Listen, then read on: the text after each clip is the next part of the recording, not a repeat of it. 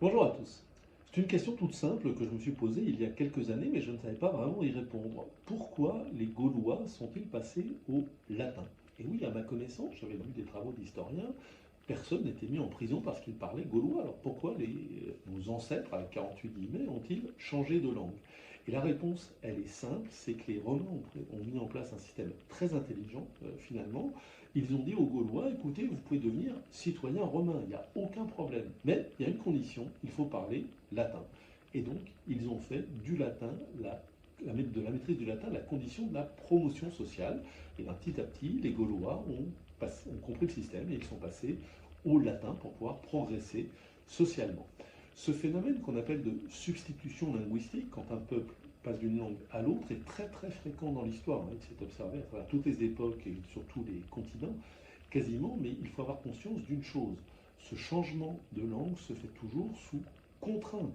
Ça peut être une contrainte physique, ça peut être une contrainte douce, entre guillemets, sociale, comme l'ont fait les Romains, mais c'est toujours une contrainte. Spontanément, personne n'a envie de changer de langue. Si vous avez des enfants vous-même, et si vous êtes francophone, par exemple, bah, vous leur transmettez le français. Sauf si tout d'un coup, on vous mettait des contraintes terribles. Le dispositif naturel, c'est qu'on transmet sa langue à ses enfants, et si on ne le fait pas, c'est qu'il y a une contrainte qui s'exerce depuis l'extérieur.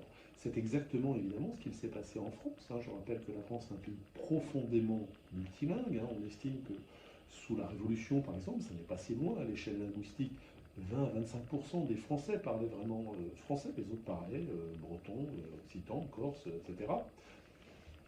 Et donc, il a fallu une contrainte, et cette contrainte, ça a été la même que les Romains. On a fait du français la seule langue de l'école, et donc la seule langue des diplômes, et donc la seule langue de la promotion sociale.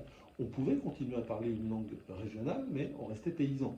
Paysan à la fin du 19e siècle, en France, ça voulait dire être miséreux dans 99% des cas. Et donc, quand vous laissez le choix aux gens entre une langue utile, entre guillemets, pour s'élever socialement, et une langue inutile pour s'élever socialement, bah, vous exercez une contrainte pour que les gens passent à la première langue. C'est exactement ce qu'il s'est passé.